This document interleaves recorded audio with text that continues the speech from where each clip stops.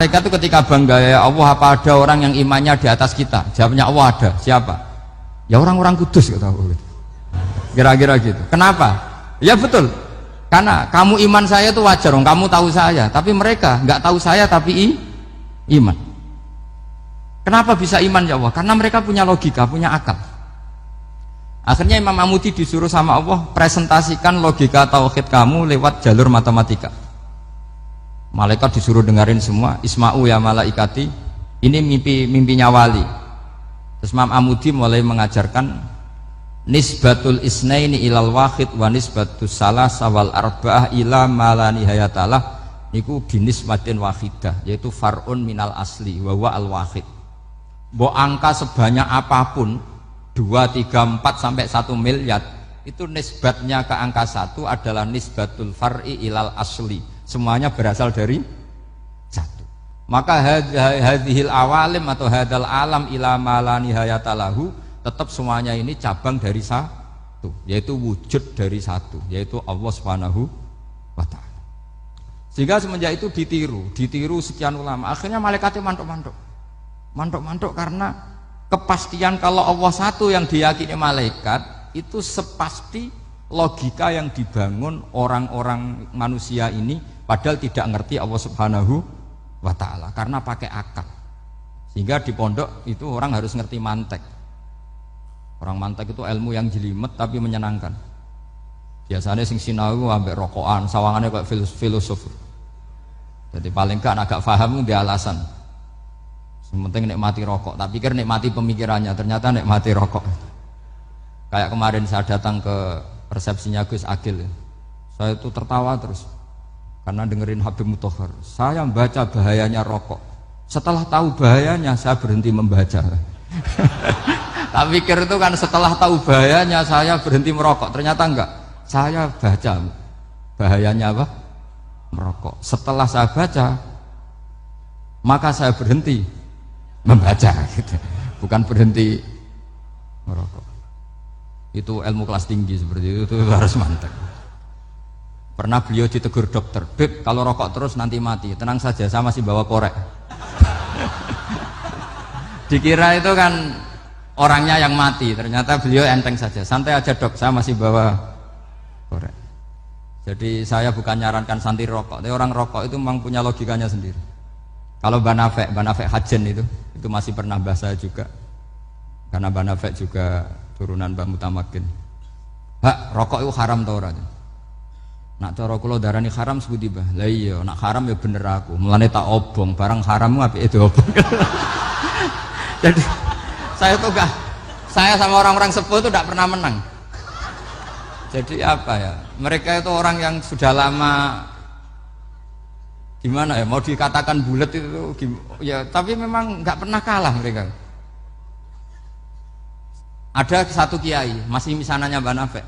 Ini rokok 2 katanya.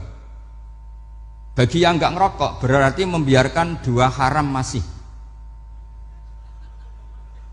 Bagi yang merokok berarti mengurangi haram. Kalah lagi saya. Jadi saya tuh pernah dibully 2 mbah saya. Karena 2 mbah saya ini rokok semua. Akhirnya saya sing nom ngalah gitu.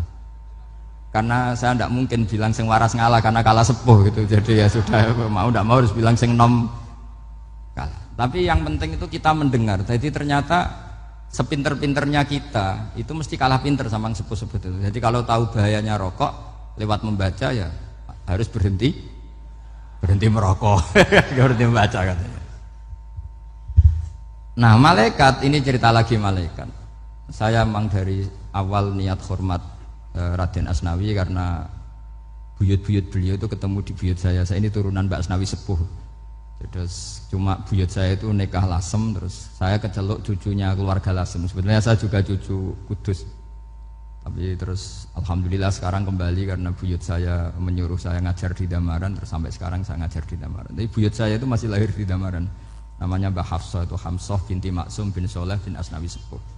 Sama seperti nasab di sini Raden Asnawi, Mbak Abdul Husnan, terus Nyai Ayu Sofiyah, terus Mbak Raden Asnawi. Saya mau cerita, jadi ilmu itu lebih keren kita. Sehingga Rasulullah SAW pernah ngendikan, saya ini rindu sekali li ikhwani, kata Nabi itu ikhwani. Kata sahabat bilang, alasna ikhwanaka ya Rasulullah, bukankah kita ini saudara kamu, saudara engkau ya Rasulullah? Tidak, antum ashabi, kamu itu sahabat saya. Siapa teman-teman kamu itu ya Rasulullah? Yaitu kaumun yang tidak melihat saya kemudian iman kepada saya. Jadi mereka seperti kita semua di Kudus ini tidak melihat Rasulullah SAW, tapi iman sama Nabi. Dan ketika malaikat yubahi bikum malaika, Allah bangga dengan malaikatnya, membanggakan kita. Sampai malaikat tuh sentimen, kok bisa ya Allah? Ya karena tadi, kamu iman sama saya wajar, karena kamu melihat surga, melihat neraka, melihat aras. Sementara orang Kudus coba ngelihat apa? Paling simpang 5, apa simpang 7 itu. Tapi imannya nggak kalah dengan malaikat. Kenapa nggak kalah? Karena tadi kita diajarkan bahwa nisbatul isnaini wassalasah wal arba'ah ila ma la nihayatalaha itu sama-sama nisbatul far'i ilal asli. Tetap yang asli adalah angka 1. Jadi nggak mungkin aslu hadhil asya nggak dari Allah itu, nggak mungkin. Tetap dari zat yang satu. Kemudian tentu ini bukan nisbatul walad ilal walid, anak ke bapak tentu enggak, tapi nisbatul khaliq sama makhluk. Tapi apapun itu pasti satu. Sehingga Imam Amudi akhirnya masuk surga lewat jalur itu, tidak usah lewat pertanyaan man rabbuka wa man nabiyyuka. Kelasnya disuruh ngajar malaikat. Saya punya rencana jadi pengajar malaikat nanti itu kan. Jadi orang-orang Kudus yang dapat barokahnya Raden Asnawi nanti jangan mau kalau ditanya man rabbuka wa man nabiyyuka. Kelasnya itu harus apa? Jadi gurunya malaikat. Karena bapak kita Nabi Adam itu keren. Nabi Adam itu adalah orang yang disuruh Allah dipresentasikan, dibanggakan Allah di depan para malaikat. Ketika ada malaikat yang agak hasut, tapi itu tidak malaikat papan atas, malaikat yang kebanyakan. Itu kan agak gak terima Nabi Adam jadi apa? Khalifah. Sampai malaikat ini usul ataj'alu fiha may yufsidu fiha wasfikut. Makanya kalau saya protes sama malaikat itu malaikat yang ini, bukan Jibril sama Israel. Kalau protes Israel bahaya. Bisa dihabisin.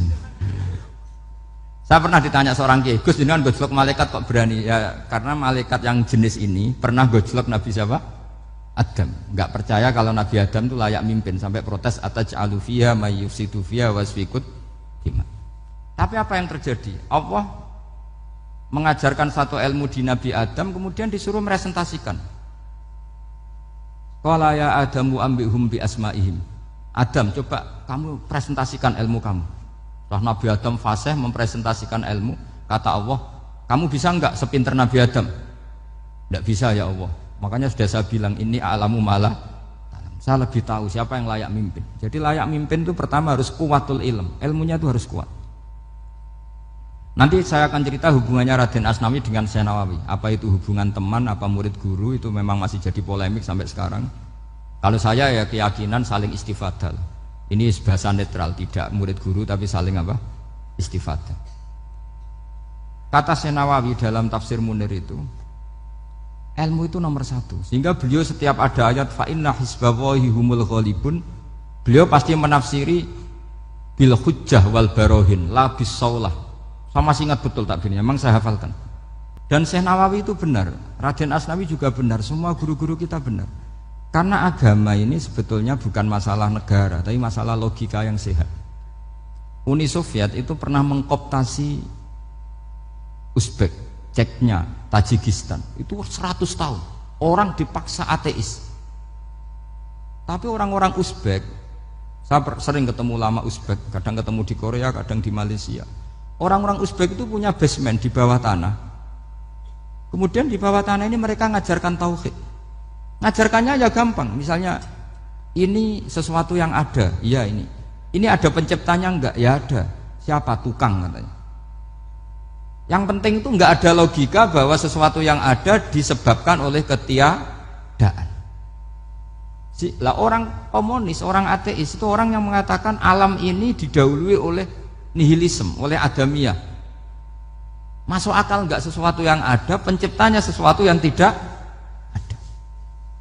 Sehingga orang anak-anak Uni Soviet itu nggak pernah kepikiran membenarkan ateis, itu nggak pernah. Bareng Uni Soviet ada itu Glasnost Perestroika itu kemudian hancur, semuanya langsung menjadi negara Islam, termasuk Uzbek, Tajikistan, karena diajari ilmu. bahwa ilmu itu yang nggak pernah kalah oleh negara.